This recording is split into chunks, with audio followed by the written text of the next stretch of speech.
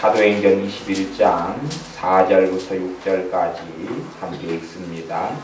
제자들을 찾아 거기서 이래를 머물더니 그 제자들이 성령님의 감동으로 바울더러 예루살렘에 들어가지 말라 하더라.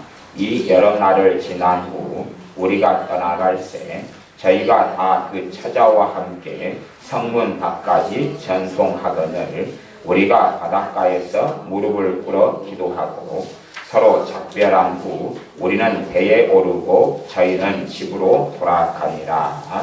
아멘. 하나님의 음성 듣기에 대한 말씀 세 번째 시간입니다. 하나님의 음성 듣기에 대해서 앞으로 더 몇 시간을 사실은 더 해야 될 필요가 있는 중요한 주제가 되긴 하는데 또 어떤 이들에게는 좀 어려울 수 있는 주제가 될 수 있습니다. 그러나 예수를 믿는 사람들이, 하나님을 믿는 사람들이 하나님께 살아계시기 때문에 우리에게 어떻게 말씀하시는가, 우리에게 어떻게 말씀하시고 우리가 생각하는 음성이라는 것이 귀에 들리는 혹은 마음에서 어떤 음성의 형태로 들리는 것을 추구하는데 그러실 수 있지만 하지만 대부분은 그런 양상하고는 다르다는 것이 가장 기본적으로 깨닫고 알아야 될 것이 됩니다. 귀로 들리거나 구체적인 음성으로 오는 부분이 아니라는 사실이 예외적으로 그렇다는 거지, 예외는 일반적으로 그렇다는 게 아니라 특수한 경우에 그렇다는 말이 예외적으로 그렇다는 말이에요. 그래서 하나님의 음성 듣기에 대해서 위험성에 대해서 2시간에 걸쳐서 말씀을 전했습니다.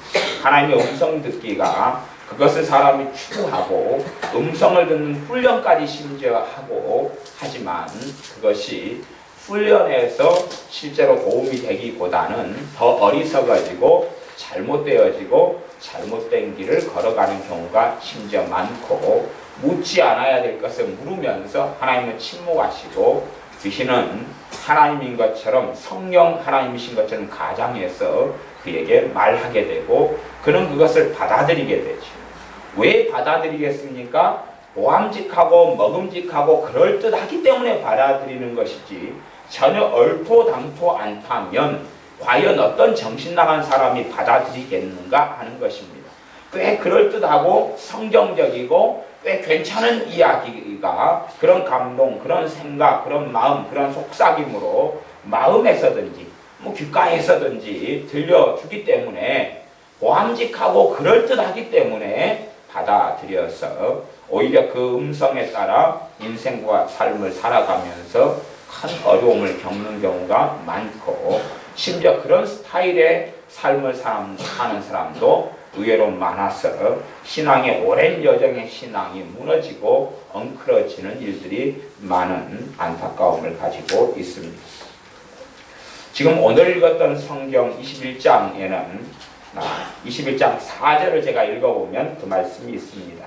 제자들을 찾아 거기서 이래를 머물더니, 이래는 7일이죠. 7일을 머물더니 그 제자들이 성령님의 감동으로 바울더러 예루살렘에 들어가지 말라 하더라. 성령의 감동으로 바울더러, 사도 바울더러 예루살렘으로 들어가지 말라 하더라. 하나님의 음성에 가장 중심되는 것을 저는 크게 두 가지로 설명을 합니다. 가장 중심되는 것을 두 가지로 설명합니다. 하나는 감동. 그래서 지금 본문에서도 성령의 무엇으로 그래요? 감동으로 그러죠. 성령의 감동으로 그래요. 감동 하나. 두 번째는 은사.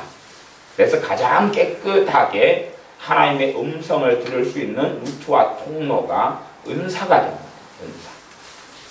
예를 들어 어떤 사람이 치유의 은사를 받았어요. 치유의 은사를 받았으면 치유의 은사가 여러 가지 양상과 모양으로 나타나는데 그 사람이 치유 은사를 받고 기름 부음이 좀 강하다 그러면 그 치유 기도를 받는 사람을 위해서 기도해 주다 보면 기름 부음이 강한 경우에 그 사람 손이 그 사람이 아픈 부위를 찾아가 버립니다. 치유 기도해 주는 사람이 그 사람 몸을 만지면서 이 사람이 지금 어깨 쪽에 문제가 있고 어깨 쪽을 알아버려요. 어깨 쪽이 이상이 있네. 그리고 사람 몸을 딱 어깨나 몸이나 등이나 이렇게, 물론 뭐 남자가 여자를 사역하고 여자는 남자 여자 다 사역하는 게 편하지만 남자들은 여자를 어떻게 등 쪽은 뭐 어떻게 몰라도 앞쪽은 곤란하겠죠. 그런 뭐 배를 만지는 것도 좀 곤란하고 지혜롭게 해야 되는 부분이 속하여서 하나님께서는 치유사역자들의 대부분을 여성으로 세우시는 것을 봅니다.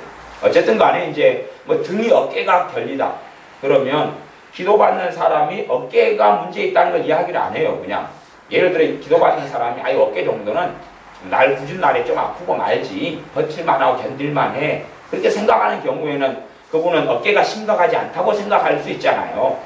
그런데 기도해주는 치유 은사를 받고 기름 부음 받은 사람은 기도해주다 보면 어깨 쪽이 이상했다는 게 알아져 버려요. 아니면 손이 그냥 자동적으로 그 사람 어깨로 가버려요. 그 다음에 어깨를 만지고 기도해요. 그리고 어깨가 후끈후끈 뜨거워지면서 치유가 일어나고 깨끗해져요. 그러면 거기에서 하나님의 음성은 뭐냐 그러면 어깨 쪽에 손을 대고 싶은 감동이 오는 거예요. 자기도 모르게. 어깨를 손대고 싶은데 그리고 가는 거예요. 그게 하나님의 음성이다 그 말이에요. 근데 그 음성의 계열은 은사로서 오는 거예요. 치유의 은사가, 병 고치는 은사가 강해지고 그러면 자동적으로 알아져요. 혹은 심지어는 축사 계열에서는, 축사는 주로 마귀 역사, 귀신을 쫓아내는 건데 귀신은 사람 몸에다가 특수한 일을 합니다. 사람 몸에 집을 짓는다 그렇게 말할 수 있어요. 그렇기 때문에 귀신이 쫓겨나간 다음에 내가 나온 내 집으로 돌아가리라. 그래. 어디다 집을 짓냐 그러면 사람 몸에다, 육체에다 그런 경향을 가져요. 그래서 축사를 하는 사람 입장에서도 그 사람 몸 안에 집을 지어오는 어떤 경우를 손이 찾아가야 되는 부분이 있어요. 그 사람의 인격과 결합되어져서 인생 여정과 함께 해온 귀신의 역사인 경우는, 제가 지금 방금 이렇게 설명하는 인생 여정과 함께 온 귀신의 역사다 이런 말로 설명해도 그 한 문장을 이해하고 알아먹으려면 신앙의 여정을 한 5년 이상 10년 이상 걸어야지 알아먹을 수 있는 문장이에요. 그 사람이 인생과 함께 해온 귀신의 역사다 그러면 그것 자체도 이해하기가 좀 어려운 이야기지만 자, 그런 부분을 깊이 있게 설명하는 그런 시간이 아니기 때문에 그냥 지나가면서 하는 이야기입니다. 그런 귀신의 역사인 경우는 그 사람 몸에 집을 지어놔요. 그러면 축사의 기름 부음과 은사를 가진 사람이면 그 예수님의 이름의 권능을 이 손을 통해서 주로 나타나는데 명령이나 선포하는 기도나 대적하는 기도나 또 직접적으로는 손으로, 그런데 그 손이 그 부분을 찾아가게 돼요. 기름 부음이 강한 경우는. 그러면 알게 되어지. 어느 시점에 지금 이 귀신의 역사가 또아리를 틀고 있고 사람 몸에 부축해서 집을 짓고 있다는 걸 알게 되어지죠. 그렇게 자연적으로 알게 되는 걸 감동이라고 해요. 그것이 하나님의 음성 가운데 은사를 통해서 주시는 거예요. 은사를 통해서. 그래서 은사하고 그 다음에 감동 두 가지가 있다 그랬어요. 은사로 듣는 하나님의 음성이 정확성이 아주 높은, 거의 정확성을 가지고 있습니다. 대신에 이제 그 은사가 영적으로 성장해야 될 부분이 있고 그 사람의 말씀 안에 깨끗해져야 될 부분이 함께 존재하는 건 필연입니다. 그렇지 않으면 은사에는 항상 귀신의 역사나 어리석음이나 해석상의 문제나 많은 부분이 엉클어질 수가 있습니다. 예를 들어 애언 은사 같은 경우도 애언 은사를 받았어요. 그래서 그 사람이 애언을 해요. 뭐 그 사람이 하는 애언이 다 맞을 수가 없어요.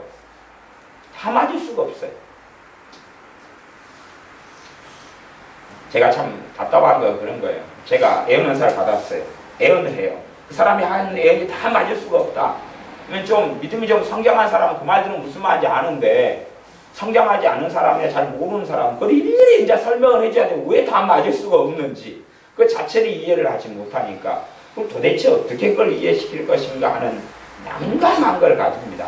그런 영역까지는 제가 자세하게 설명을, 애언 은사를 제가 설명하는 부분이면 해드리겠지만 이 하나님의 음성 듣기에 대해서는 그런 이야기까지 다 못 해줍니다. 그러니까 정말로 무수히많이 알고 깨달아야 될 영역이 많은데 까지는 잘 모르는 무지 속에 있는 경우가 많은 것은 안타까움입니다. 애언 은사가 왜 단편적으로 조금만 설명하면 애언 은사를 내가 받았는데 왜 내가 하는 애언이 다 맞을 수가 없느냐 하는 것입니다. 다 맞을 수가 없느냐. 애언 은사를 주셔서 내가 통로가 되는 거예요. 통로가 되는 건데 애언언사가 일반적 형태가 영감 형태로 와요.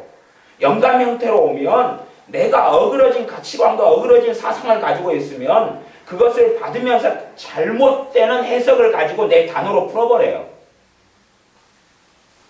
가령 예를 들어 가장 기본적인 오류는 우리 지연이하고 옛날에 몇 년 전에 산에 그 살림이 우거진데 말하자면 아주 그 나무가 향나무나 이런 거 굉장히 좋은 그 휴양림 같은데 그런 나무가 아주 좋은데 한적하고 고즈넉하고 공기가 너무 상쾌하고 시원한데 지연이랑 또 애들이랑 막 가는데 우리 지연이가 그랬어요. 몇 년 전에 목사님 참 음치만이 좋아요. 그랬어요. 음치만이 좋아요. 그래서 야 얼마나 분위기가 좋고 여유롭고 낭만적인데 음침하다니 아니 이것을 음침하다고 그러는 거 아니에요? 야 음침하다는 것은 그런 게 쓰는 거 아니지. 꼭 깡패가 나타날 것 같고 뭐 그냥 전설의 고향이 될 것 같고 무덤에서 누가 하얀 속옷을 입은 여자가 호미질을 하고 있는데 좀 수상하고 그걸 음침하다 그러는 거지. 이런 데는 그런 단어 쓰는 거 아니다. 근데 이제 지연이는 그때 몇 년 전에는 그 상황을 음침하다 이렇게 알고 있었다 그 말이에요. 그러니까 똑같이 이 애언을 받은 사람이 영감 형태로 오는 것을 사람의 말로 풀다 보니까 누구 말로 풀어요? 자기 말로 풀지요. 그러면 전에 듣는 사람에게는 단어나 문장에서 격차가 생깁니다. 선호도도 틀리고 아무리 옳다 그래도 문제는 그 문제가 생겨버려요. 그러면서 어그러져 버려요. 더군다나 믿음에는 말씀을 깊이 있게 아는 경우도 있고 모르는 경우도 있고 성장한 경우도 있고 어린 경우도 있어가지고 어느 일정한 수준의 애언이 나왔으면 그 수준 이상 되는 사람은 대강 특별한 오해 없이 알아먹을 수 있어요. 그러나 그 밑에 있는 사람은 그것을 잘 알아먹지를 못해요. 사실은 저는 애언언사를 받은 지가 23년이 됐는데 저는 애언하는 걸 제가 냉정하게 이야기해서 아주 싫어합니다. 누가 애언해달라고 하면 굉장히 짐이 되고 싫어해요. 싫어하는 이유 중에 하나는 애언을 해도 그 사람이 다 알아먹지 못하니까 어떻게 하면 알아먹게 해야 되느냐의 짐이 있어요. 애언을 해줘도 못 알아먹는다니까요. 그 사람 수준에서 오해하고 복귀할 수밖에 없어요. 그러니까 도대체 이 딜레마와 넌센스를 어떻게 해야 되느냐는 거예요. 자기 스타일로 이해하고 받아들이니까 오해하고 복귀가 너무 많으니까 뻔한 이야기도 오해가 많이 있어요. 뻔한 이야기도. 제가 전에 그런 경험을 이야기했습니다. 여러분들 가운데 많은 분들이 그 증인이시기 때문에 우리 교회 전에 어떤 집사님 한 분이 우리가 인정하고 깨끗하게 진짜 잘 하나님 앞에 서서 사역하시는 목사님 사모님을 모시고 애언의 집회를 한 적이 있어요. 그런데 애언이 그렇게 나왔어요. 너가 가장 서럽고 너가 가장 짠하고 불쌍하다고 생각하지 말라. 너보다 더 얼마나 불쌍한 사람들이 많은 줄 아느냐. 그렇게 나왔어요. 근데 짜 같이 들었다는 말이에요. 근데 그분이 그 애언을 들으면서 은혜를 받았다는 거예요. 무슨 은혜가 돼요, 집사님? 그랬더니 하나님이 자기가 제일 짠하다 그랬다고. 자기가 제일 불쌍하다 그랬다고. 그 애언 집회 할 때 되면은 전체로 녹음을 다 해놓거든요. 증거자료를 다 남겨놓고 각 개인에게 녹음해서 테이프를 주고, 옛날에 테이프 시대였으니까 지금 CD 시대지만 테이프를 다 줬고 녹음을 다 해가지고 전체 녹음까지 자료를 다 가지고 있어요. 지금도 가지고 있어요. 그 증거를. 그런데도 불구하고 너가 제고 짠한 게 아니고 불쌍한 게 아니다 그랬는데 내가 제고 짠하다고 하나님 인정했다는 거. 그렇게 귀에 들려온다 그런 말이에요. 그러니 사실은 그런 간단한 것까지도 완전히 전 다른 걸로 이해하는 판국에 도대체 짤막한 내 문장의 애언으로 그 사람이 알아듣고 이해하게끔 어떻게 할 수 있느냐는 거예요. 우리 주님께서요. 주님이 하신 말씀은 하나님의 말씀이기도 하지만 애언의 최고봉입니다. 주님이 직접 제자들을 가르치신 말씀하신 것은. 근데 제자들에게 말씀하셔도 제자들이 못 알아먹어요. 너희가 아직도 듣는 것이 이렇게 둔하냐라고 책망하셔요. 듣는 것이 둔해요. 주님이 직접 가르쳐주면 우리 생각에는 주님이 가르쳐주면 다 알아먹게 가르쳐줘야지요. 주님이 가르쳐주시면 다 깨달아져 버려야 되죠. 그런 거 없습니다. 이 땅의 세계에서는 그런 환상과 환타지는 없습니다. 그렇기 때문에 하나님께서 베드로 사도가 피장 시몬의 집에 있어서 다락방에 기도하실 때 환상을 보여줬는데 그건 못 깨닫습니다. 베드로는. 한참 지나고 그 일이 다 일어난 다음에야 3번이나 똑같은 도자기 환상을 보여준 거에 대해서 그때서야 알아먹어요. 그때야. 한참 시간이 흐른 다음에야. 그 일이 다 이루어진 다음에야 알아먹어요. 못 알아먹습니다. 그런 문제들이 사실은 애언의 은사를 통해 애언이 나타나도 그 애언을 전달하는 과정에서, 푸는 과정에서 첫째는 문제가 벌어져 버리고, 그 다음에 이 사람이 탐욕을 가지고 있어요. 뭔가 하나님께 보여준 게 있어요. 이것을 탐욕이라는 빨간 안경을 쓰고 이걸 봐버려요. 그 다음에 자기가 빨간 안경을 쓰고 하나님의 영감을 통해 애언을 준 것을 본 다음에 빨간색으로 봤다고 이야기를 해준다 그 말이에요. 그렇기 때문에 듣는 사람 또 문제가 생기고, 바르게 해준다 해도 듣는 사람이 수준이 다 틀리고 오해와 곡해와 상처와 뭐가 범벅이 되어 있기 때문에 틀리고, 이런 문제가 생겨나고 말아요. 그렇기 때문에 애언을 누가 깨끗하게 한다 그래도 그게 100% 다 맞는 것은 드물게 돼요. 그러니까 어리석은 사람이 애언 은사에 대해서 환상을 가진 경우는 진짜 애언 은사 100%가 다 맞다 그런 이야기를 해요. 하나님 말씀 66은 빼놓고는 다 맞는 건 없어요. 이제 애언 은사적인 부분에 있어서는 그렇게 되어져요. 그래서 애언 은사를 제가 23년 동안 애언 은사와 함께 인생을 보내왔으니까 제 인생의 반을 애언 은사와 함께 보내왔어요. 그러니까 애언 은사를 제가 그 세월 동안에 좀 더 알죠. 좀 더 아는 입장에서 애언 은사 컨퍼런스나 애언이나 뭘 하거나 이해하는 걸 들어보면 얼토당토하네요. 이해가. 또 그걸 도대체 어떻게 잡아야 되느냐는 문제가 있고, 심지어 광원 통역은 제가 받고 한 지가 18년 딱 됐어요. 18년 됐어요. 근데 방언 통역에 대해서 오해하고 곡해하는 사람들이, 환상을 가진 사람들이 너무나 많아요. 그것까지는 어떻게 말을 못하겠어요, 이제. 이렇게 너무 혼자의 오해와 곡해 환상이 많아요. 어쨌든 그래서 하나님께서 뭘 통해 말씀하시냐면 은사를 통해 말씀합니다. 은사를 통해 말씀하시는 게 정확하고 깨끗하다. 그래서 은사 중에서 가장 일반적인 은사에 속하는 것 중에 하나는 뭐냐면 꿈이나 환상. 그래서 구약의 선지자들이 주로 뭘 통해 응답을 받았어요? 꿈을 통해서 받았죠. 요셉이 꿈을 통해 받고, 다니엘이 꿈을 통해 받고, 그러죠. 네. 그런 하나님의 사람들이 꿈을 통해서 하나님의 응답을 받았어요. 그러니까 꿈이 없다면, 꿈이라는 하나님이 말씀하신 통로가 없다면 요셉도 요셉이 되게 어려웠고, 다니엘 선지자가 되게 어려웠어요. 그리고 이제 신약시대에 와서는 요에스 2장과 사도행전 2장의 말씀대로 늙은이나 젊은이나 꿈과 환상을 보고 애언을 하게 될 것이다 라고 이 성령님이 주시는 은사와 역사하심이나 하나님의 음성의 통로가 꿈, 환상, 애언 등등의 은사적인 부분이 큰 영역을 차지하는데 그것이 일반적이 된다라고 말씀하셨습니다. 그래서 여러분이 하나님 말씀하시는 음성의 가장 일반적인 통로가 은사들이다 하는 것은 기억하셔야 됩니다. 대신에 이 은사들에 대해서는 아주 장황하게 깊이 있게 어떻게 설명하려면 시간이 아주 오래 걸리기 때문에 그 은사들의 장황한 부분은 간간히 제가 말씀을 전해왔기 때문에 그 부분에 인터넷 우리 교회 카페에 있는 설교들을 참조하셔야 되고 장황하게 반복적으로는 그렇게 설명하지 않겠습니다. 그래서 기본적으로 이제 그래서 하나님의 음성을 듣는 것에는 은사를 통해서 듣는 것이 가장 안전한 부분이 되어집니다. 대신에 은사를 통해서 듣는 것하고 내가 은사에 주관하는 자가 되는 것하고는 틀립니다.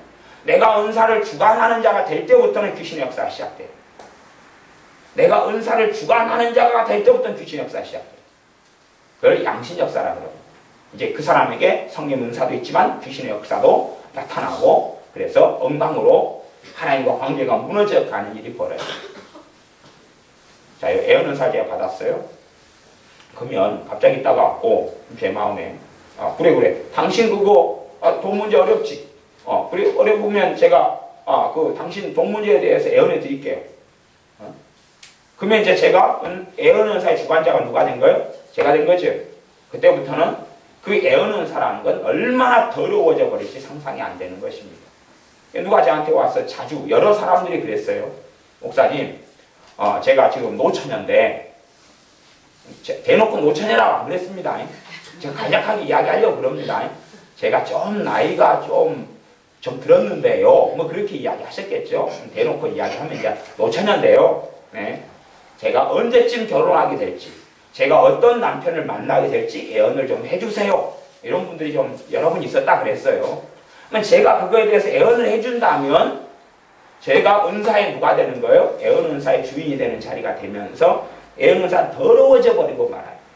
많은 목사님 사모님들이 예언 은사를 통해 인생이 더러워져 버리고 사람을 조종하게 되어지고 교회가 파탄이 나고 영적으로 교회가 굉장히 더러워진 일을 많이 경험했습니다. 제가 많이 경험했다는 것은 제가 경고를 한 목사님들도 있고 사모님들도 있고 기도원 원장님들도 있어요. 당신 예언사 쓰지 마세요. 쓰면 아주 심각해집니다. 그 예언 깨끗하지 않습니다. 다시 정돈하고 믿음 앞에 하나님 말씀 앞에 바로 서셔야 됩니다. 지금 예언에서 사용하시면 안 돼요. 지금 틀린 게 있고 문제되는 게 있어서 지금 이 예언이 지금 상태에서는 좀 깨끗하게 보일지 몰라도 조금 지나면 완전히 더러워져 버립니다. 왜냐하면 그 사람 안에 뭐가 있냐 그러면 목사님, 사모님이나 기도원 원장님 안에가 탐심과 탐욕과 이기심과 하나님 앞에 아주 높아지고 싶어하는 자존망대하고 싶어하는 교만과 기타 등등의 더러운 것이 요 안에 중심성이 있다고 말이에요. 높아지고자 하고 크게 쓰임받고 싶고자 하고 남보다 아주 인정받고 싶어하고 와, 이 사람 놀라운 사람이네, 하나님이 놀랍게 함께하는 사람이네, 뭐 이런 걸 가지고 있어요. 이걸 충족시키려고 많은 목회자들은 더 큰 예배당을 증축하고 만드는 거거든요. 이걸 충족시키려고 정치적으로 회장이 되고 뭐가 되고 노회장이 되고 총회장이 되는 걸 따라가는 거. 이걸 충족시키려고 책을 2권 내고 3권 내고 5권 내고 10권 내고 광고하고 이걸 충족시키려고 몸을 만들어서 아니면 총회장이다 그러느니 만들어서 하여튼 그 총장이다 그러느니 그런 게 있어요. 우리나라의 반기문 유엔 사무총장 같이 목사님들 모임에 사무총장 이런 거 굉장히 많아요. 사무총장은 아마 대한민국의 목사님들 가운데 사무총장 감투를 가지고 있는 분은 한 5,000명에서 10,000명이 될걸요. 무슨 사무총장인지는 만나시면 물어보셔요. 그게 굉장히 많아요. 그러니까 그런 분이 예언은사가 임하면 그냥 더러워져 그래요. 예언은사를 누굴 위해 사용하는 거예요? 자기 사례 사욕을 위해서. 자기 안에 있는 뭔가를 위해 사용하기 때문에 아주 더러워져 버려요. 제가 그래서 사용하지 마십시오 경고를 그렇게 해도 또 경고를 들을 사람들입니까? 들을 사람이 진작 들었겠죠. 안 들어요. 그러니까 제가 관계를 다 정리해버려요. 정리한 사람들 많아요. 관계를. 왜냐하면 잘못된 길로 걸어가는데 함께하고 길을 걸어갈 수 없거든요. 어떤 분들은 제 이름을 도용해가지고 하는 분들도 있더라고요. 우리 손모 목사님이 이거에 대해서 이렇게 이야기했다면서 거짓말을 하는 거예요. 저를 이용해서. 그럼 아주 얼토당토하는 일도 겪어봤어요. 그러니까 저는 그런 적이 없는데 그러니까 그런 모함도 여러 번 당하니까 이거 아주 그냥 그런 악한 사람들과 연결되면 될수록 이렇게 아주 그냥 복잡해지더라고요. 근데 그런 목회자들이나 기도 원장님들 가운데 그런 사람들이 많다 그런 말이 많다. 하나님 말씀하시는 가장 근원적인 통로는 은사예요. 은사가 깨끗하고 정확해요. 은사가 깨끗하고 정확한데 정확하고 깨끗함에도 불구하고 은사는 얼마든지 어그러지고 틀려질 수 있다는 사실. 얼마든지 어그러지고 틀려질 수 있다는 사실이. 그래서 우리가 꿈을 통해 하나님께서 뭔가를 말씀하셔도 이걸 주의 깊게 살펴봐야 돼. 꿈을 통해 깨끗하게 주님께로부터 왔다 그래도 다 맞지 않는 경우도 많아요. 내가 믿음이 정확하게 성장해 가고 말씀 충만해져 가고 그러면서 은사의 통로가 된 내가 깨끗해지면서 꿈이 깨끗해져요. 내가 깨끗해지면서 꿈이 깨끗해져요. 방언은사가 주님께로부터 와도 방언은사가 지저분한 것이 얼마든지 묻을 수가 있어요. 내가 통로가 되어서 하기 때문에요. 그 사람이 입으로 지은 죄가 많고 막 그러면 방언은사 속에 마귀역사가 묻어나와요. 그러면 듣는 사람들이 보기에 굉장히 방언을 듣는데 거슬리고 꺼려지고 그걸 느껴서 어떤 분들은 마귀 방언이다 그렇게 말할 수도 있어 버려요. 근데 마귀 방언이 아니라 그 사람이 영적으로 깨끗하지 못하기 때문에 자, 깨끗하지 못하다는 것은 그 사람이 죄가 많다 그런 걸 이야기한 게 아니에요. 그걸 잘 이해하셔야 돼요. 죄가 많아서 방언이 막 깨끗하지 못하게 나온다. 절대 그렇게 되지는 않아요. 그 사람 안에 주님이 주인이 아니라 누가 주인으로 사는 거예요? 자기가 주인으로 살고 주님을 조종하고 지배하고 이용하고 사는 사람들에 대한 이야기를 하는 거예요. 마귀역사가 아무리 강해도 주님이 주인된 삶을 사는 사람들은 그 방언을 통해서 오히려 자기가 깨끗해져요. 그러지 더러운 게 나오질 않아요. 그런 이야기도 설명해 드리려면 좀 장황한 이야기가 됩니다. 좀 짧게 이야기해도 실제적인 이야기는 그냥 알아묻고 넘어가셔야 되지 다 일일이 알아묻기까지는 설명을 못 드립니다. 그래서 이제 은사의 부분, 그 다음에 이제 감동의 부분. 그래서 성경을 이제 좀 그 감동이 어떻게 오느냐 이런 것까지는 이제 체험적인 부분이니까 제가 설명을 그쪽까지는 해버리면은 또 자기 체험하고 뭐하고 좀 어그러지면 또 말이 복잡해지니까 체험의 부분은 제가 그냥 최대한 줄여가지고 안 해지버리고 말씀의 부분만 감동을 통해 이렇게 역사하셨다 하는 부분만 마치고 이제 하나님의 음성 듣기는 대강 마무리 지으려고 그럽니다. 그래서 성경을 찾아가면서 하나님이 뭘 통해 말씀하신다고요? 감동. 그래서 하나님의 음성의 친정의 부분이 감동이라는 사실을 제가 성경으로 증명을 하겠다 그 말이에요. 그리고 이제 말씀을 이 부분을 마무리하겠습니다. 자, 이제 사도행전 21장 4절을 제가 다시 읽습니다. 제자들을 찾아 거기서 이래를 머물더니 그 제자들이 성령의 감동으로 바울더러 예루살렘에 들어가지 말라 하더라. 그런 거예요. 뭔가 하나님으로부터 뭐 지시가 오는 게 아니고 뭐가 와요? 감동. 성령의 감동이 와가지고 예루살렘에 들어가지 말라 그런단 말이에요. 지금 이 사도행전 21장 사건도 아주 복잡한 사건입니다. 이게 실제적으로 굉장히 논란이 많이 되는 사건이에요. 아주 논란이 많이 되는 사건이에요. 그래서 이 사건이 아주 복잡한 사건이 됩니다.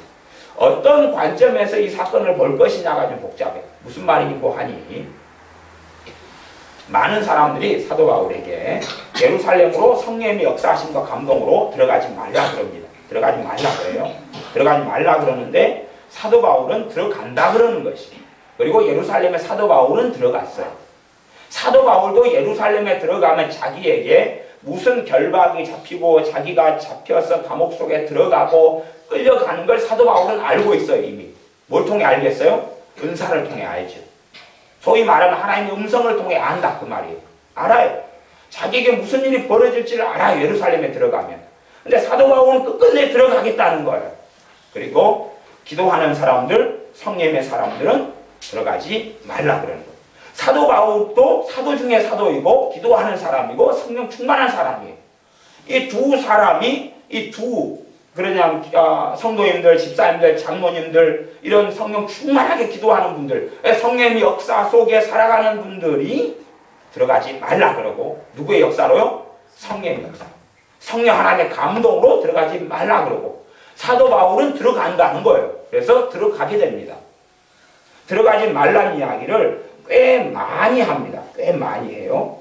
꽤 많이 하는 것이 그 밑에 이제 21장 10절 11절에도 여러 날 있다가 한 선지자 아가보라 하는 이가 유대로부터 내려와서 우리에게 와서 바울의 띠를 가져다가 자기 수족을 잡아매고 말하기를 성령께서 말씀하시되 예루살렘에서 유대인들이 이같이 이 띠 임자를 결박하여 이방인의 손에 넘겨주리라. 성령께서 말씀하시는데 당신이 예루살렘에 들어가게 되면 이 띠 임자가 사도 바울이죠. 사도 바울을 꽁꽁 묶어가지고 이방인의 손에 넘겨줄 것이다. 그래서 고통을 받는다라고 말씀하죠. 그때 사도 바울은 그래도 들어가겠다는 거고 사람들은 12절에 보면 우리가 그 말을 듣고 그곳 사람들로 더불어 바울에게 예루살렘으로 올라가지 말라 권하니. 그러니까 우리가 그 말은 누구냐면요. 또 믿음 충만한 성령 충만한 하나님의 사람이 있는데 그 중에 한 명이 누구냐 그러면 의사 누가입니다. 사도 바울과 동행했던 사람, 그래서 의사 누가라는 사람이 사도 바울과 함께 사역을 했고 사명을 감당했는데 이 사람이 누가 복음을 썼고 의사입니다. 이 사람이 누가 복음을 썼고 이 사도행전을 기록한 사람입니다. 근데 이 의사 누가도 들어가면 안 된다고 말했어요. 지금 우리가라고 말하는 사람들은요 다 성령 충만한 사람들입니다. 우리가라고 말하는 사람은 다 성령 충만한 사람들이고 사도 바울도 성령 충만한 사람. 그런데 지금 사도 바울이 예루살렘에 들어가느냐 마느냐에 대해서 의견이 나누어요? 안 나누어요? 나누지요. 사람들이 참 극단성을 많이 가지고 있어요. 음성을 들으면 자기의 뜻이 절대적으로 옳은 줄 아는 것처럼 생각한다 그 말이에요. 그것이 교만이고 아집이고 독선이에요. 하나님 말씀 66권을 제외하고는 뭔가가 깨달아지고 느껴지고 음성이 들려도 그게 절대적인 것은 없어요. 절대적인 건 없어요. 내 신앙의 여정 속에 한 계단일 수는 있어요. 그러나 하나님의 말씀 66권을 제외하고는 절대성을 가지질 않아요. 심지어는 2차 전도여행 때 사도 바울과 바나바가 둘 다 성령 충만한 사도들인데 마가를 데리고 전도여행을 할 것이냐 말 것이냐 가지고 이 성령 충만한 두 사도는 최고의 믿음의 반열에 선 사람들이 사도입니다. 최고의 주님과 가까운 사람, 주님과 동행하는 사람이 사도예요. 그런데 이 사도인 바울과 바나바가 마가라는 젊은 청년을 데리고 이제는 복음을 전하는 전도 사역에, 복음 사역에, 선교 사역에 2차 전도 여행을 할 것이냐 말 것이냐에 대해서 의견이 나뉜다고만. 둘이 대판 싸워요. 너무 극심하게 싸워가지고 다시는 함께 복음을 전하러 가는 길을 걷지 않고 서로 갈라서 버려요. 두 사도들이 갈라서 버려요. 그러면 하나님의 음성으로 이야기할 때는 두 사람 중에 누가 옳으냐의 문제가 되는 것보다는 어떤 면에서는 둘 다 정확한 뜻을 알지 못했다고도 말할 수 있고, 무엇보다 두 사람들도 자신 안에 독선도 있고 편견도 있고 그 다음에 그 사람들의 자유의지가 충분히 있다는 것을 알 수가 있어요. 그래서 사도 바울은 그렇게 이야기합니다. 사람들이 이제 우리가 이런 성령 충만한 사람들이 올라가지 말라고 그래요. 올라가지 말라고 그래요. 13절에 바울이 대답하되 너희가 어찌하여 울어 내 마음을 상하게 하느냐. 올라가지 말라고 말리면서 얼만큼 말려요? 울면서 말리지 않아. 울면서 바울 선생님 올라가면 안 됩니다. 바울 선생님 올라가면 안 됩니다. 그리고 막 울면서 말릴 정도니까 얼마나 사도 바울을 사랑하는 사람들인 줄 알 수가 있어요. 더군다나 성령 충만한 사람들이고 대부분 다 이렇게 우리 가라고 많은 사람들 다 거의 주의 종들의 반열에 있는, 지금의 어떤 신학교 나와서 얄팍한 신학책 몇 권 읽고 이상한 이야기를 듣고 그냥 목사가 되는 그런 거 말고 오리지널로 하나님을 신실하게 섬기는 말씀 가운데 사는 주의 종들이 대다수예요. 그런데 이 사람들이 울면서 통곡하면서 말린다는 것이. 하지만 사도 바울은 마음을 상하게 하지 말아라. 나는 주 예수님의 이름을 위하여 결박받을 뿐 아니라 예루살렘에서 죽을 것도 각오하였노라. 14절 저가 권함을 받지 아니하므로 우리가 주의 뜻대로 이루어지다 하고 그쳤노라. 그러니까 사도 바울은 안 받아들이죠. 성령의 감동이라는 것은요 기본적으로 절대성을 가지질 않습니다. 그걸 아셔야 돼요. 절대성을 가지질 않아요. 절대성을 가지지 않아요. 그러니까 절대성을 가진다고 생각해 버리니까 하나님께서 주시는 성령님께로 오시는 감동인데 이 사람 절대성을 가진다고 해버릴 때부터가 잘못돼 버려요. 이해되십니까? 참 이것도 어려운 이야기인데 이 정도 하고 지나갈 수밖에 없는 어려운 이야기입니다. 참 저는 왜 어려운 이야기를 많이 해야 되는지 모르겠네요. 어쨌든 성령의 감동인데 절대성을 가지지 않는다고 했어요. 성령의 감동인데 절대성을 가지지 않는다고 그랬어요. 성령의 감동인데 절대성을 가지지 않는다고 그랬어요. 절대성을 가진다고 생각하니까 그때부터 잘못돼 버리는 거예요. 잘못돼 버려요. 그래서 자기가 받은 감동대로 사람들이 다 해야 돼. 안 해야 되면 네가 감히 하나님의 뜻을 어겼느냐? 주의 종이 뭔가 해 성령의 감동을 받을 수 있어요. 그런데 주의 종이 아주 악해지는 것 중에 하나는 절대성을 가진다고 생각하고 절대성을 가지고 요구를 해버리는 거예요. 그러니까 사람들이 받는 감동은 좀 다를 수 있잖아요. 그렇죠? 또 감동을 안 받을 수도 있고 못 받을 수도 있어요. 그럼 절대적이라고 들이밀고 그걸 안 받아들이니까 하나님을 너가 거역했다 그러고 성령 해방죄를 지었다 그러고 막 그냥 성령 거스르는 죄를 지었다고 이 나쁜 놈아 죽일 놈아 배역자야 배도자야 막 그런다 그 말이에요. 그러면 아주 큰 일이 벌어져요. 그러면 누구 쪽에 잘못이 되어버리냐 그러면 주의 종이 그렇다. 주의 종이 성령의 감동을 절대성이라고 보면 그 주의 종이 잘못돼버려요. 잘못 행하게 되고 잘못 행동하게 된다는 이야기입니다. 성령의 감동은 절대성을 가지지 않는다는 것을 꼭 기억해야 됩니다. 절대성을 가지지 않는다. 그래서 내 믿음의 성장에서 3년이 지나면 그에 대한 성령의 감동도 바뀌어져 버려요. 5년이 지나면 바뀌어져 버려요. 바뀌어져 버려요. 어떤 분들이 제게 상담을 하면 제 입장에서는요, 그 사람의 믿음의 수준에 따라서 지혜를 같이 나누는 것이 제가 가진 한계예요. 그 사람의 믿음의 수준에 따라서. 그 사람이 믿음이 지금보다 더 좋고 더 많이 주님 앞에 살아가면 훨씬 더 간편하고 좋은 방법이 말씀에 따라 있어요. 그러나 감당을 못해요. 감당을 못해요. 그걸로는 이르지 못했기 때문에 안 돼요. 그러니까 그 답은 답이 아니게 되는 거예요. 그 답이 답은 아니게 되는 거예요. 나무 토막이 있는데 두 토막, 두 토막, 두 토막, 두 토막, 두 토막, 다섯 토막. 그러면 10개죠, 총. 두 토막, 두 토막, 두 토막, 두 토막, 두 토막, 10토막이에요. 그래서 애들이 초등학교 1학년이 부구단도 모르는 아이들은 그걸 다 더해야 되죠. 그러니까 10개 나와야 되는 거지. 부구단을 하는 초등학교 한 3, 4학년, 4, 5학년 되면 이거 곱하기 5, 10 나올 거 아니에요. 근데 초등학교 1학년한테 이거 곱하기 5, 이거 10이야. 이거 2, 5, 10 하면 초등학교 1학년짜리가 멀미 날까요? 안 날까요? 멀미 나죠. 가능하지 않겠죠. 2, 5, 10이니까 그 다음에 두 토막짜리 8개, 2, 8, 16이야. 그러면 이해 전혀 못할 거예요. 그런 이야기입니다. 그래서 그 사람의 수준에 맞는 지혜를 이야기할 수밖에 없어요. 근데 어떤 사람들은 더 바르고 더 좋은 뭔가가 있다고 생각해요. 당연히 있지요. 그래서 그런 풍어를 생각하면서 왜 이쪽은 안 되는가? 라고 하시는 경우들이 있어요. 그렇기 때문에 어떤 것을 나누고 지혜를 나누고 상담을 하고 조언을 한다고 해도 절대 그건 절대성을 가지지 않습니다.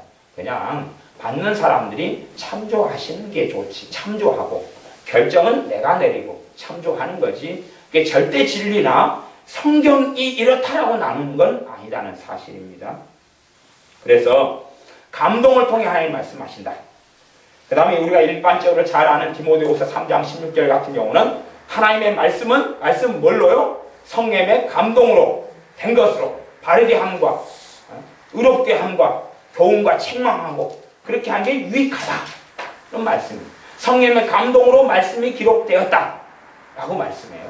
그러니까 감동이라는 단어가 굉장히 폭넓게 사용되었습니다. 감동의 양상들이 굉장히 많은데 그 중에 일반적으로 감동의 양상은 우리가 경험하여 아는 게 있어요. 일반적인 감동의 양상은 성령의 기름 부으심입니다. 하나님의 임재라 그렇게 말하는 양상. 하나님의 임재하심. 성령의 기름 부으심이라는 양상이 있어요. 기본적인 양상입니다. 기본적인 양상. 물론 그 양상 말고 굉장히 다양한 양상이 있는데 그까지는 이제 제가 예전 설교에 설명한 부분들이 몇 차례가 있고 그러니까 제가 더 설명하지 않고 그냥 기름 부음의 양상만 잠깐 설명하고 성경 본문을 몇 본문 더 살펴보겠습니다. 성령의 감동의 한 부분이 기름 부음의 한 양상이 있다. 성령이 임재하시고 역사하시면 크게는 일단은 제가 지금까지 믿는 사람들 살펴본 경험으로서는 성령이 임재하심의 양상이 총 3가지 스타일이 있더라고요. 3가지 스타일이 있는데 한 가지 스타일은 전기. 제가 편의상 전기라 그럽니다. 전기로 통해서 찌릿찌릿하는 경향을 가지고 찌릿찌릿해요. 머리가 그러든지 목이 그러든지 등이 그러든지 온몸이 그러든지 손이 그러든지 막 전기가 흘러요. 근데 그 전기가 흐르는 것은 상쾌하고 시원하고 그렇게 깨끗하게 흐르는 그런 걸 이야기합니다. 그렇지 220V 콘센트에다가 손가락을 확 집어넣어가지고 왁 하는 그런 것은 아닙니다. 그런 건 아니라 이렇게 아주 시원하고 몸을 자유케 하는 그런 성령의 임재가 나타날 때 전기 스타일로 찌릿찌릿 하는 전기 스타일로 나타나면서 상큼해요. 아주 새롭고 이런 전기 스타일 그런 스타일 하나. 두 번째는 열의 스타일. 그걸 불이라고도 말합니다. 불. 막 뜨거워요. 막 손이 막 뜨겁거나 아니면 어딘가 얼굴이 막 열고 싶으면서 막 뜨겁거나 그래서 막 기도할 때는 막 불이 임하고 그러면 한겨울에 막 비바람이 몰아치거나 태풍이 불어도 한겨울에 얇은 옷만 입고 티셔츠만 입고 있어도 막 그 불이 임하면 죽지를 않습니다. 저는 이제 그런 불을 경험을 많이 해서 제가 산기도 생활 겨울에 이럴 때 막 올라가서 좀 얇은 옷을 입고 올라가도 막 기도할 때 되면 그냥 얇은 옷도 벗고 런닝만 입습니다. 너무 불이 나니까 그러니까 런닝마이고요. 한겨울에 런닝마이인데 막 땀이 막 뚝뚝 떨어지고. 그러니까 막 불이 임하니까. 그래서 그런 양상이 있어요. 열이 계속 나요. 덥지도 않은데 막 불이 임하면 땀이 계속 뚝뚝뚝 나고 그럽니다. 그러니까 땀이 나고 막 열이 나고 땀이 흐르고 이런 것이 사람 몸에 무슨 효과가 있느냐 이것까지는 제가 과학자가 아니기 때문에 테스트 해본 적도 없고 논문을 써본 적도 없으니까 땀이 왜 나서 유익하냐까지는 저는 모릅니다. 그건 이제 하나님하고 상담을 하시거나 아니면 그 땀 성분을 가지고 비커에다 담아가지고 성분조사를 하셔서 논문을 쓰는 것도 앞으로 우리 애들의 과제물이 될지도 모르겠습니다. 신기한 일이 될 테니까. 어쨌든 불이 임하는 것. 막 뜨겁게 불이 임해요. 머리가 임할 수 있고 얼굴에 임할 수 있고 손에 임할 수 있고 가슴에 임할 수 있고 허벅지에 임할 수 있고 등에 임할 수 있고 막 불이 임해요. 불. 두 번째 성의 임재 현상. 감동을 가지고 제가 지금 설명하는 것입니다. 세 번째가 이제 진동. 진동 같은 경우는 꽤 주의가 요합니다. 진동은 이렇게 막 흔들리는 것입니다. 몸이 막 흔들려요. 이렇게 흔들리는 거 좀 경건한데 이렇게 흔들리면 그렇죠. 이렇게 팔랑하는 것 같이 이렇게 막 흔들려요. 옛날에 기도원에 80년대에 함께 기도하러 가면 진동이 임한 사람들을 좀 자주 볼 수 있어요. 진동이 막 처음에 임할 때는 그때는 성령의 역사가 너무 강하니까 사람들이 주체를 못해요. 자꾸 막 자기 손을 막 이렇게 잡아요. 기도만 조금 시작하면 막 움직여요. 막 특별히 오른손이 막 그래요. 이 손 막 잡는데도 막 이렇게 움직여요. 아이고. 그냥 저한테 막 이야기하면 이게 안 멈춰요. 막 그러고 걱정할 거 없습니다. 좀 더 기름 부음이 좀 지나고 한 2, 3주 지나면 절제가 되는 정도까지 약해질 겁니다. 그리고 이제 저는 설명하고 옛날에 막 한씩 7년이나 8년 그런 이야기입니다. 90년 이런 이야기인데 85년 막 그러고 이렇게 막 하면 진동이 그렇게 와요. 옛날에는 진동이 좀 흔하게 볼 수 있었는데 요즘엔 좀 적어진 것 같아요. 근데 진동이 양상이 있는데 진동 중에서 이제 굉장히 산만하고 난잡한 게 있어요. 이게 성령님께서 내게 임하시고 역사하셔도요. 성령님이 강하게 임할수록 내게 역사하는 귀신의 역사가 고통스러워요. 그러니까 귀신의 역사도 함께 나타나는 경향성을 필연적으로 가집니다. 그냥. 그래서 성령님이 강하게 임하면 내게 역사하는 귀신의 역사는 막 괴로우니까 막 발광을 하는 게 생겨서 이게 막 감정적으로나 신체 섞여가요. 성령님이 강하게 역사하니까 내가 강하게 역사한 걸 따라서 몸을 막 어떤 행동을 할 수도 있어요. 근데 그 행동이 사실은 귀신 시켜서 하는 행동도 있어요. 그래서 이 몸이 움직이는 것 가운데에서는 꽤 위험한 것이 많습니다. 그래서 진동 스타일로 오는데 굉장히 난잡한 행동도 있잖아요. 막 이렇게 막 하면서 막 이런 것들 있잖아요. 막 이렇게 하면 옆에 사람이 보면 좀 이상하잖아요. 방해가 되고. 그러면은 그것은 성령님께로부터 오지 않는 것이라는 지혜를 꼭 가지고 있어야 됩니다. 왜냐하면 성령의 역사는 덕을 세우거든요. 그렇기 때문에 밝은 빛 가운데 드러나서 난잡하지 않아요. 성령의 역사를 통해 정말로 막 비비꼬면서 움직인다고 보는 사람이 그 사람을 볼 때 은혜가 돼요. 근데 그 사람을 보는 순간에 막 시험에 들어요. 막 오는데 그래서 이 사람이 꽈배기를 아까 먹고 오셨나 막 그런 일이 생겨버리면 그거의 잘못된 양심 역사 속에 들어가는 경우도 그래요. 근데 이제 세 가지가 있다고 했어요. 전기 쪽. 제가 그냥 편적으로 그냥 그 현상을 전기다. 그렇게 이제 표현을 해요. 제가 개념상. 전기, 그 다음에 불, 열, 그 다음에 진동. 세 가지인데, 저 같은 경우는 전기하고 열을 함께 가지고 있습니다. 전기하고 열을 함께 가지고 있고, 비율도 좀 바뀌어져 왔어요. 옛날에는 전기하고 열이 한 50대 50. 이렇게 기도하러 갈 때는 열이 많이 나타나고, 생활하면서 저희가 찬양할 때나 아니면 내가 기도할 때 하나님 마음에 맞는 기도를 하거나 아니면 하나님 성령의 임재가 나타날 때 뭔가가 오를 때에 막 성령님이 기름 붓고 역사하시는 경우. 때로는 무당 같은 경우로 전도하러 갈 때는 막 기름 부음이 처음부터 강해요. 왜 강하냐 하면 전기 쪽으로 막 기름 부음이 강해요. 왜냐하면 저를 지켜야 되니까 마객스 셀속 저를 지키셔야 되기 때문에 막 강해요. 그래서 50대 50인 %상 그런 경우도 있었고 나중에는 이제 전기 쪽이 훨씬 많아지더라고요. 아까 한 70, 80, 90대에다가 거의 대부분을 차지했다가 다시 또 열이 좀 많아져가지고 70대 30이 됐다가 80대 20, 지금은 한 70대 30이든지 80대 20 정도 되는 것 같아요. 열은 좀 20, 30으로 적고 전기가 일상적으로 좀 많은 성령의 임재 속에 그게 감동 중에 한 종류라는 것이에요. 대신에 성령 임재하심을 통하여 전기의 형상이든지 전기든지 열이든지 그 다음에 진동이든지, 특별히 일반적으로는 확인해 보면 진동은 소수이고 열과 전기가 많고 세 가지가 다 섞여 있는 경우도 있습니다. 근데 그런 성령의 임재하심의 경험이나 임재하심 현상들은 현상의 문제가 아니라 실제로 신자들은 그것이 좀 많이 나타나야 돼요. 많이 나타나야지 사실은 바른 믿음 가운데 있어요. 주님이 함께 하시는 증거들이 나타나는 것 중에 하나거든요. 우리는 무엇보다 말씀으로 증거를 삼아야 되지만 우리가 신체를 가지고 있기 때문에 몸에 마귀가 집을 짓고 귀신이 집을 짓고 몸을 공격하는 것처럼 성령 하나님께서 몸을 새롭게 하고 건강케 하고 강건케 하기를 원하시기 때문에 몸에 그런 증상들이 꽤 많이 나타나게 됩니다.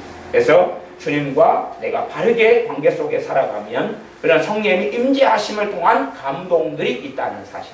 제가 그래서 꽤 많은 경우에 그런 성령의 임재하심을 통하여 감동을 느끼면서 이것이 주님의 뜻인가 아닌가, 이 부분이 주님의 인도하심인가 아닌가를 제가 분별하는 제 영적인 지각 중에 하나가 성령 임재하심입니다. 그걸 통해서 제가 방향을 잡을 때도 많고 응답을 받을 때도 많고 그것 가지고 어떤 걸 체크하고 때로 분별하고 확인할 때들도 저는 많이 있습니다. 하지만 우리가 거기에 있어서 성장하거나 지혜롭게 되지 않으면 잘못 해석하고 잘못 생각하게 되는 오류 속에도 얼마든지 빠질 수 있는 것 중에 하나가, 임재는 나타나는데 그걸 내 식으로 해석할 수는 있다고 말이에요. 그렇지? 내 식으로 해석할 수는 있어요. 무당을 만났는데 막 성령 임재가 나타나니까 저는 이제 그렇게 해석하죠. 저 친구가 귀신이 꽤 세네. 세니까 한판 붙을 때 성령의 역사로 이렇게 누르거나 내가 공격을 안 받도록 나를 지키시는 거구나. 저는 그렇게 해석하는데 어떤 분들은 어떻게 해석하냐면 주님이 저 사람은 꼭 전도하라 그러는가 보다. 그러니까 저 사람이 거부하는데 꼭 전도해가 그 다음부터 아파버려요. 그러니까 해석이 잘못됩니다. 해석이 잘못되는 거예요. 그런 경우들도 종종 있는 것을 봅니다. 그 다음에 이제 본문을 좀 더 찾아보겠습니다. 일단은 신약성경은 신약성경 마가복음 12장, 신약성경 한 2개 찾아보고 구약성경 한 몇 개 찾아보고 그 다음에 말씀을 마무리하겠습니다. 마가복음 12장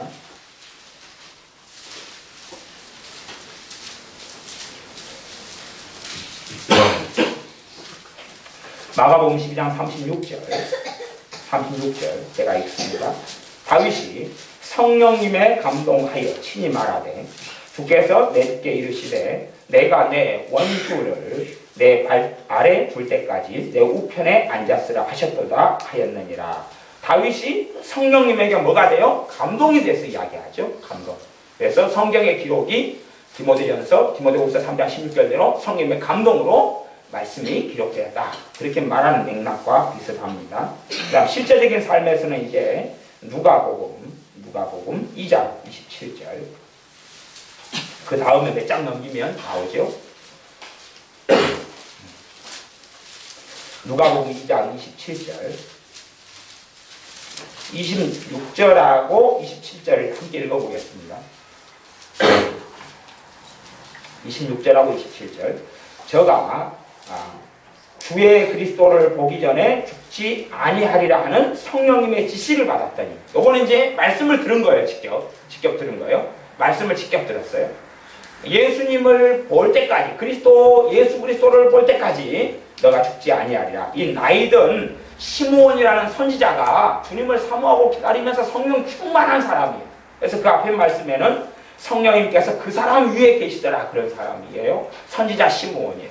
그런데 성령님 주시는 지시를 받았어요. 받은 다음에 그 다음에는 26절에 보면 저가 그 지시를 받았다가 27절에 성령님의 감동으로 성전에 들어가매.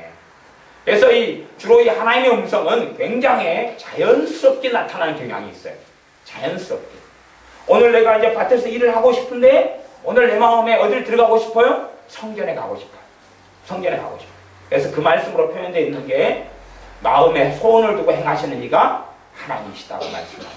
그러니까 우리 마음에 드는 소원들이 다 하나님께로부터 온 건 아니에요.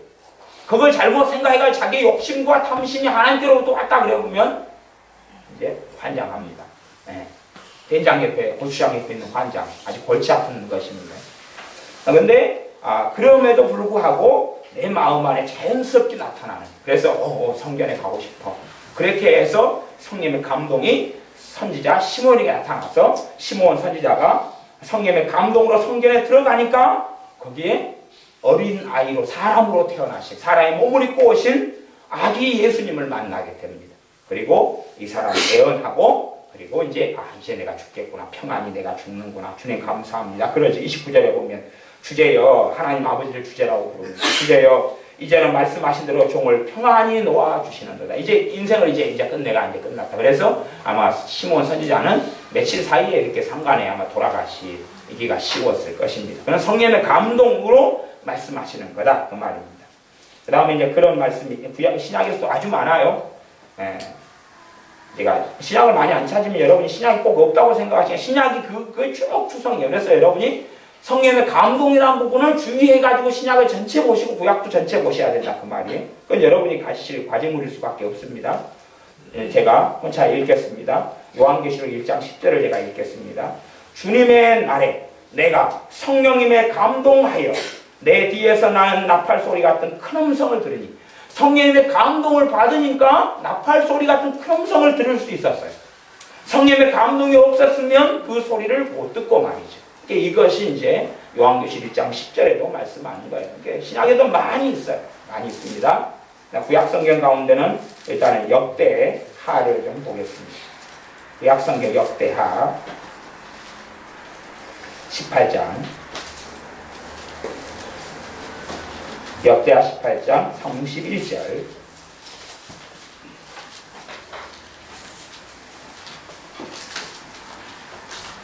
역대하 18장 31절.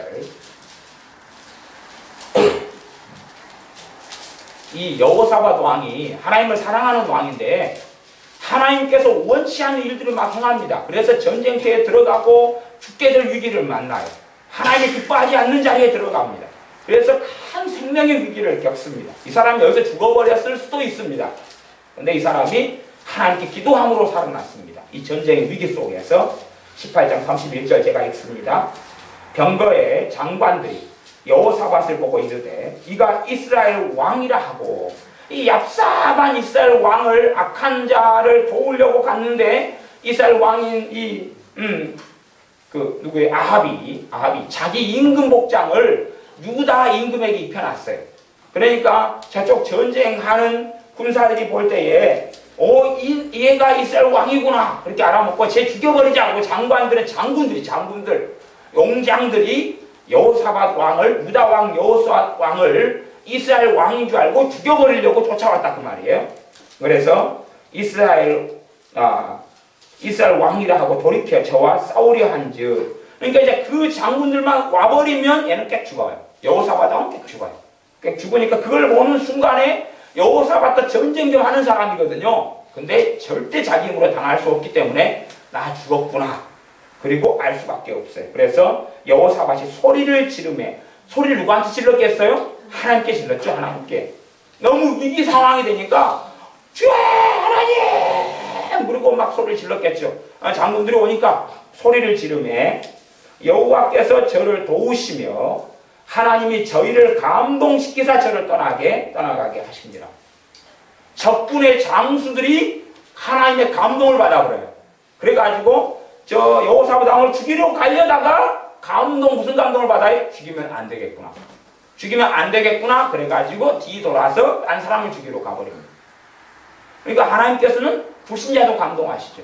감동이 하나님의 음성이고 방법이라는 거예요. 그러니까 우리가 생각하는 것보다 하나님의 음성은 굉장히 감동 하나만 생각하면 굉장히 포괄적입니다. 굉장히 포괄적인데 성경의 주된, 하나님 말씀하신 주된 방식과 스타일이에요. 하나님은 하나님께 성경에 말씀한 방식을 중심으로 말씀하시는 거지, 사람들이 원하는 방식대로 말씀하시는 게 아니에요. 그것 때문에 성경을 기록에 놓으셨습니다. 역대하 18장 했으니까 이제 24장을 보겠습니다. 24장 20절.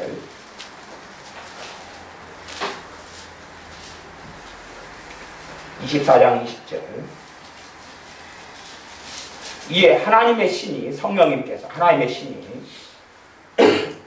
제사장 여호야다의 아들 스가랴를 감동시키시며 저가 백성들 앞에 높이 서서 저희에게 이르되 여호와께서 말씀하시기를 너희가 어찌하여 여호와의 명령을 거역하여 스스로 형통치 못하게 하느냐 하셨나니 너희가 여호와를 버린 고로 여호와께서도 너희를 버리셨느니라. 하나님께서 이 제사장 여호야다의 아들 스가랴를 감동시키세요. 그래가지고 말씀하세요. 하나님의 아들, 하나님의 사람 제사장의 아들을 감동시켜서 앞에 서서 말씀하세요. 그러니까 감동시키시려면 뭐가 있어야 돼? 담대함이 있어야 돼. 이 약하고 강팍한 사람들 앞에서 서가지고 하나님의 말씀을 증거해야 되니까, 그래서 감동시키셔가지고 말씀을 하시고, 그래서 이 사람이 그 유명한, 주님께서 말씀하신 그 유명한 스가랴입니다. 스가랴. 이 스가랴가 전한 다음에 21절에 참 안타까운 일이 벌어집니다. 무리가 함께 꾀하고 왕의 명을 조차 여호와의 전 뜰 안에서 돌로 쳐 죽였다. 성령의 감동으로 말씀을 전하고 돌에 맞아 죽어버립니다. 그래서 주님께서 이 스가랴의 핏값을 갚겠다라고 신약성경 주님께서 친히 말씀하신 사람, 이 사람 성전들에서 죽은 스가랴, 이 하나님의 사람, 주님께서는 1000년 가까운 세월이 지나신 다음에도 기다리고 계신, 이걸 기억하고 계신 한 600~700년 정도 지난 세월입니다. 그 다음에 주님께서 기억하셔서 스가랴의 그 핏값을 너에게 갚겠다라고 주님이 천명하실 정도의 귀한 하나님의 사람입니다. 이 사람에게도 어떻게 말씀하시냐? 감동으로 말씀하십니다. 그 다음에 역대하 36장 22절 36장 22절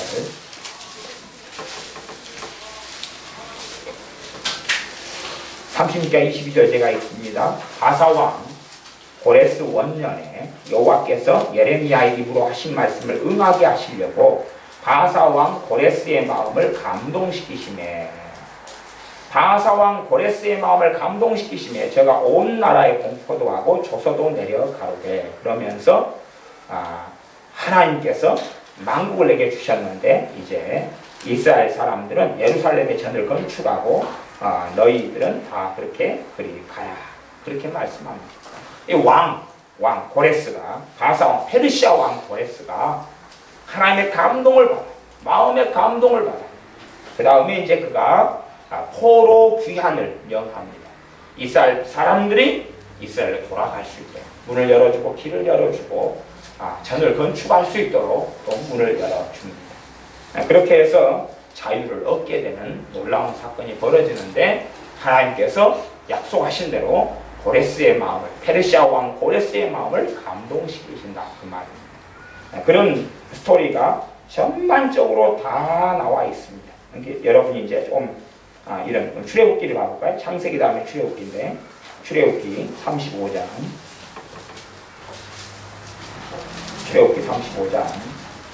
26절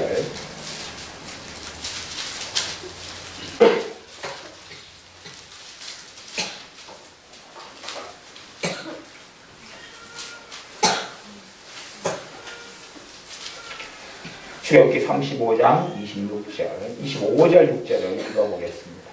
마음이 슬기로운 모든 여인은 손수 실을 낳고 그 낳은 청색 자색 홍색 실과 가는 배실을 가져왔으며, 마음의 감동을 받아 슬기로운 모든 여인은 염소털로 실을 낳았으며.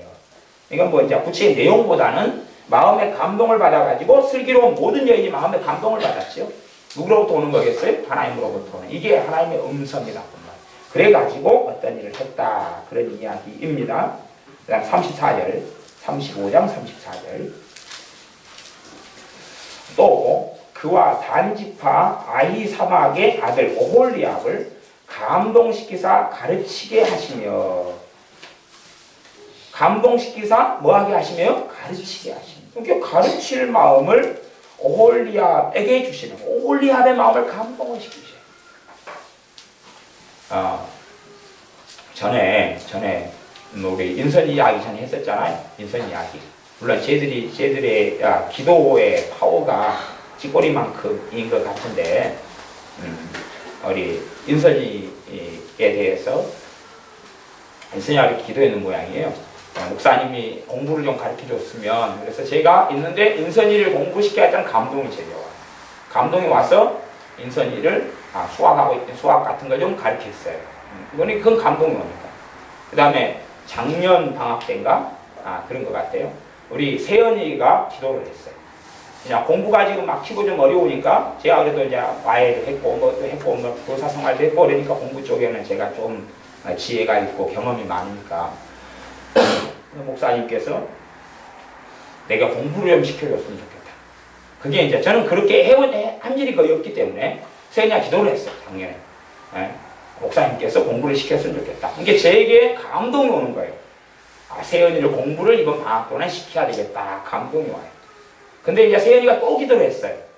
나 혼자 공부하면 그러니까 지혜 언니하고 같이 공부를 시켜줬으면 좋겠습니다. 기도를 했어요.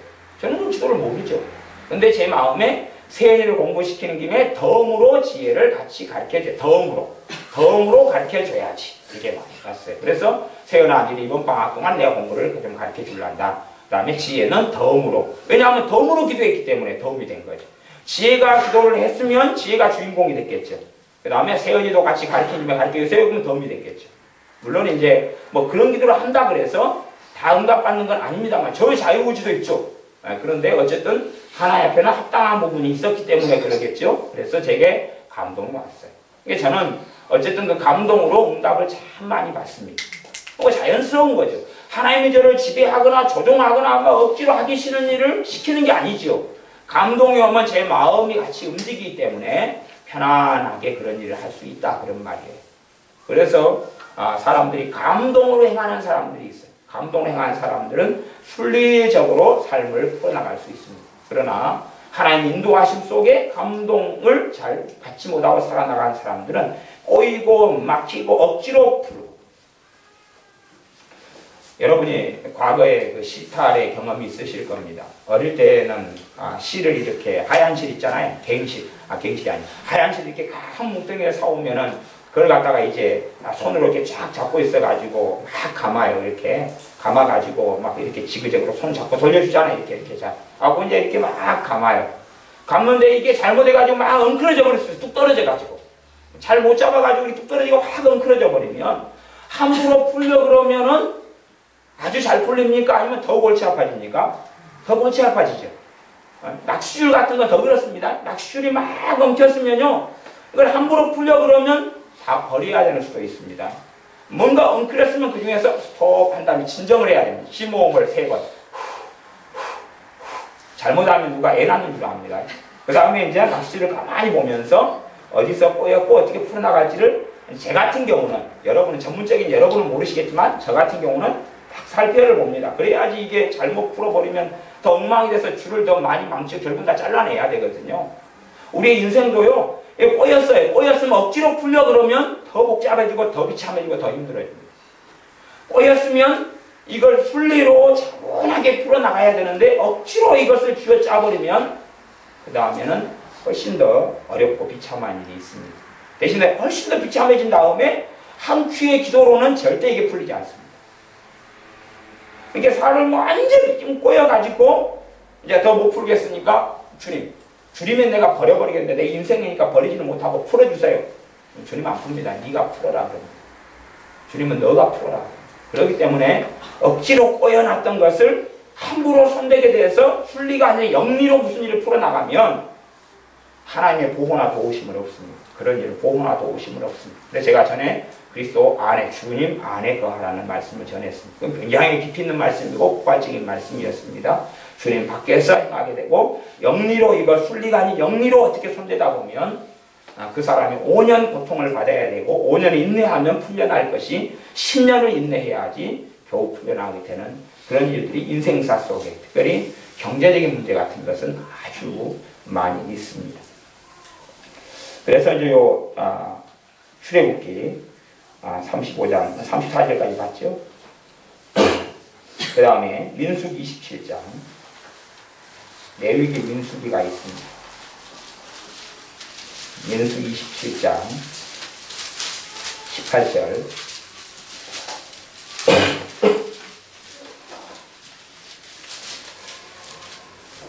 민수기 27장 18절. 여호와께서 모세에게 이르시되 눈의 아들 여호수아는 신에 감동된 자니, 신의 감동이 누구예요? 성령의 감동을 받은 사람이다. 너는 데려다가 그에게 안수하고, 그래서 후계자로 세우라는 말씀입니다. 성령님께 감동된 자다. 감동된 자니까 감동을 통해서 말씀하시는 거죠. 감동을 통해 말씀하시는 거예요. 감동은 굉장한 다양성을 많이 가지고 있습니다. 그 다음에 사무엘상으로 가보겠습니다. 사무엘상. 성경에 이런 부분이 어마어마하게 많은데, 사무엘상 10장. 제가 그냥 몇 구절만 보는 겁니다. 사무엘상에서 한 세 구절 정도만 보고 이제 말씀을 마무리하겠습니다. 말씀이 그렇다는 거 지금 신약과 구약으로 제가 입증해 드린 겁니다. 하나님의 음성이 뭘로 온다고요? 감동으로 온다고. 그 다음에 은사의 부분은 제가 지금 전에 많이 말씀을 드렸기 때문에 그 중에서 꿈, 환상 이런 것은 깊이 있게 이야기 안 해도 여러분의 입증이 됐을 것이고, 애언에 대해서 잠깐 설명했고, 그래서 사실은 이 하나님의 음성 듣기가 좀 굉장히 한 5시간에서 10시간 정도 말씀을 전해야 되는 방대한 부분이 되는데, 제가 보면은 사람들이 잘 관심이 없어요. 잘 시리즈가 되어버리면 사람들은 그냥 한 장 얄푸랑한 걸 보기 좋아하잖아요. 잠깐 글로 써져 있는 얄푸랑한 것을 보기 좋아해요. 거기서 뭔가를 얻으려고 그래요. 근데 기승전결 앞뒤꼭지가 다 있어야 돼요. 그러니까 책을 통해서 요즘 보기 싫어요. 책을 통해서가 아니고 A4 한 장으로 뭔가를 다 전달해달래요. 이렇게 성급하고 조급한 것이 스마트폰 시대예요. 작게 해가지고 말 좀 이해를 시켜라. 그런 게 어디 있어요 도대체. 누가 A4 한 장으로 나를 미적분 다 통달하게 해주면 좋겠어. A4 한 장으로 영어 공부를 다 통달하게 좀 해주시지요. 그러니까 그냥 나중에 인생에 수십 년 동안에 영어 공부에 보냈어도 지금은 영어를 한국하고 손들고 옵니다. 그리고 그냥 내려놔 버렸는데, 그냥 A4 한 장으로 영어를 누가 통달하게 해주면 좋겠어요. 아니면 저는 일본어는 쉽다 그러니까 A4 한 장으로 일본어 프리토킹이 되게 좀 해줬으면 좋겠어요. 누가? 그게 돼요, 안 돼요? A4 한 장으로 성경 66권을 꿰주게 만들었으면 좋겠어요. A4 한 장으로 율법이 뭔지 좀 가르쳐줬으면 좋겠어요. A4 한 장으로 복음의 그 놀라운 깊이를 남한테 좀 가르쳐줬으면 좋겠어요. A4 한 장으로 하나님의 은혜에 대한 걸 좀 더 가르쳐줬으면 좋겠어요. A4 한 장으로 은사를 좀 가르쳐줬으면 좋겠어요. 은사에서 배우려면 신앙서재 신학책이나 한 50권 정도 봐야 돼요. 그래야지 방금 낀다 그러고, 그 다음에 말씀에 있어서는 은사에 나온 말씀 다 해박해야죠. 신약 구약이든 나온 거 다 해박해야죠. 신약에서 은사가 어떻게 나타났고, 선지자를 통해서 어떻게 나타났고, 뭐 그런 것, 심지어는 쓰러짐이 있다. 성령님 안에 쓰러짐, 넘어짐이 있다 그러면 넘어짐에 대한 에스겔에 나와 있는 거, 구약에 나와 있는 거, 신약에 나와 있는 거, 그런 게 전부 다 굉장히 의외로 말씀이 많거든요. 요한계시록부터 아주 많아요. 쓰러지는 현상, 성경에가. 그러면 그런 걸 책을 통해서도 다 공부하고, 성경을 낱낱이 창세기부터 계시록까지 있는 걸 또 낱낱이 해야지 쓰러진 현상에 대해서 쥐꼬리만큼 안다 그러거든요. 근데 그것을 A4 한 장으로 해달라. 그런 게 있으면 좋겠어요. 사람들은 스마트폰 시대에 잠깐 글 몇 자로 뭘 해결하려는 아주 얄팍한 시대 속에 살아가기 때문에 인내심이 없고 깊이 있게 들어가기 싫어요. 그래서 제가 설교를 해보면 시리즈 설교를 하면 사람들 듣기 싫어요. 왜냐하면 안다고 생각하죠. 나 아는 거야. 그게 간단하고 쉬운 거면 뭐라고 시리즈 설교를 하겠어요. 저도 할 일 많거든요. 배로도 가서 커피도 마셔야 되고만 할 일 많거든요. 배로에 가서 커피 마셨더니 완전히 독국물이더만요. 솔직한 이야기로.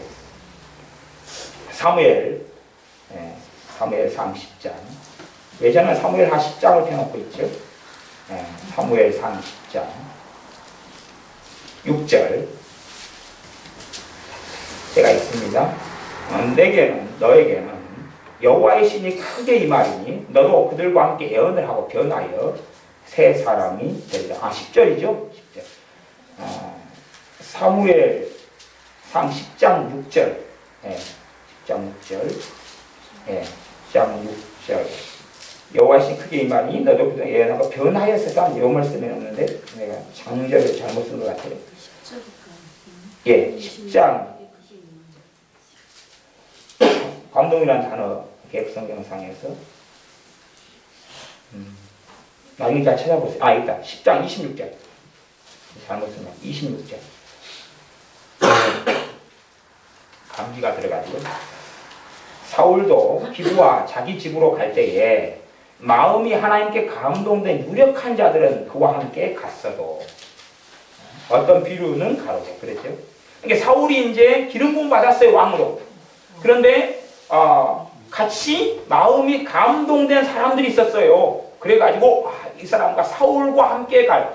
그러니까 사실은 그 사울을 하나님이 왕으로 세웠기 때문에 이스라엘의 유력한 자들이다. 그 말은 이스라엘의 그 가문 있고 문벌 있고 힘이 있고 지도자들이 있고 이런 사람들이 다 마음의 감동을 받아야 맞아요. 다 감동을 받아야 맞아요. 그런데 유감스럽게 하나님하고 마음이 맞는 일부의 사람만 감동을 받아요. 하나님을 다 감동시키기를 원하시지만 사람들이 하나님과 코드가 안 맞아요. 그러니까 하나님과 코드가 맞는 일부만 감동을 받아요. 그래서 사울을 왕으로 세운 걸 자각하고 알면서 그와 함께 갑니다. 그와 함께 가요. 그게 맞거든요. 그러니까 그들에게 뭔가가 지시가 오고 오더가 떨어지고 명령이 떨어진 게 아니라 사울과 함께 해야 되겠다. 이 사람과 함께 가야 되겠다.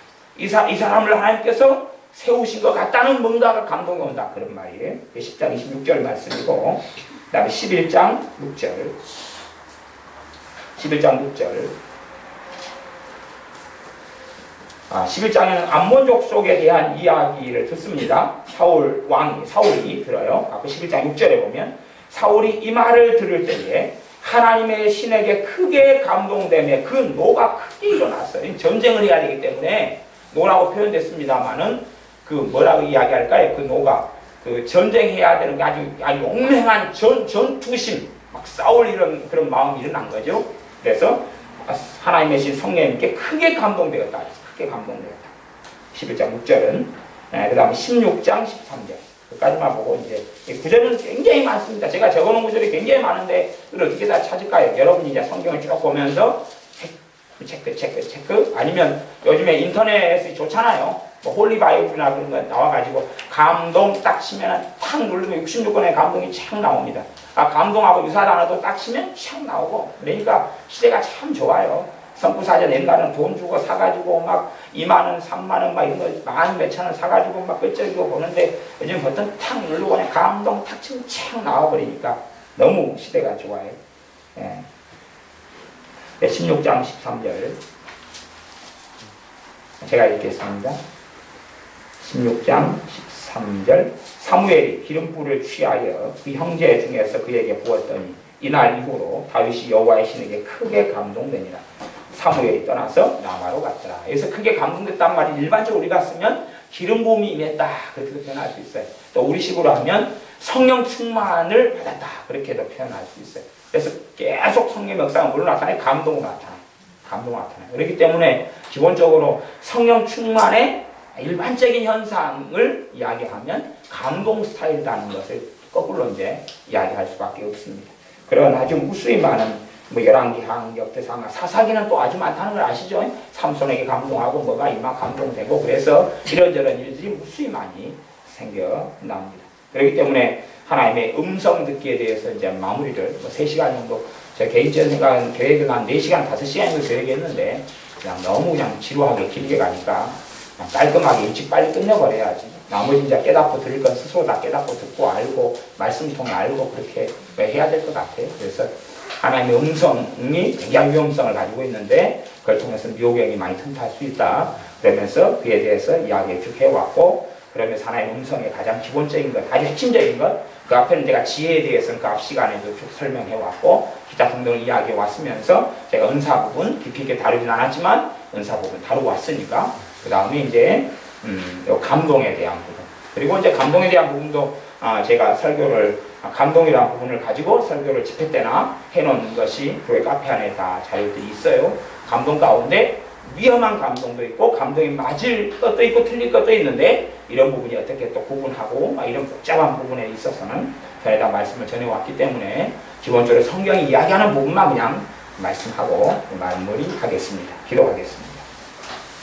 아버지 하나님, 우리가 성령의 감동을 통하여 하나님의 음성과 인도하심을 우리가 받으며 성령의 기름 부으심을 통하여 하나님의 자녀가 능력 있고 지혜로운 삶을 살게 하여 주시옵소서. 우리에게 성령의 은사들을 풍성하게 하셔서 교만하게 되기보다는 겸손케 되어지고 이 은사들이 교회 속에서 또한 믿는 사람 안에서 지혜롭게 사용됨으로 반드시 덕을 세우며 하나님께 영광을 돌리며 또한 다른 사람들의 믿음을 세워주는 그러한 은혜가 되게 하여 주시옵소서. 어리석고 잘못된 하나님의 음성 이로 가장한 귀신의 독살거리고 귀신이 하는 질문, 생각, 감정을 통해서 어리석은 길이 아니라 성령 하나님의 감동, 주님의 음성을 통해서 진리의 길, 믿음의 길, 주님을 기쁘시게 하는 길을 우리가 걷게 하여 주시옵소서.